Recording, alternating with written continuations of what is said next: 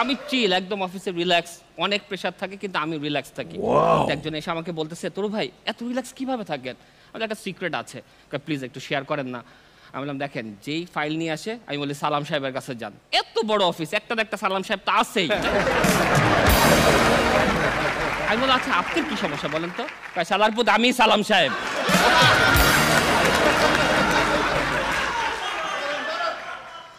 ফারিয়া আপু corporate drinks কি জানেন আর ফুড রং চা লেক্সাস বিস্কুট যেই সময় যাবেন এইটাই হচ্ছে আপনার ড্রিঙ্ক ওকে এবার আসি ফার্স্টে যখন আমি কর্পোরেটে ঢুকি সবার প্রথমে কি নিয়ে কথা বলে স্যালারি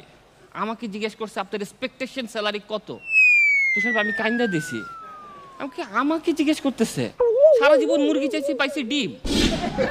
বাপের কাছে জুতা চাইছি দিছে মুজা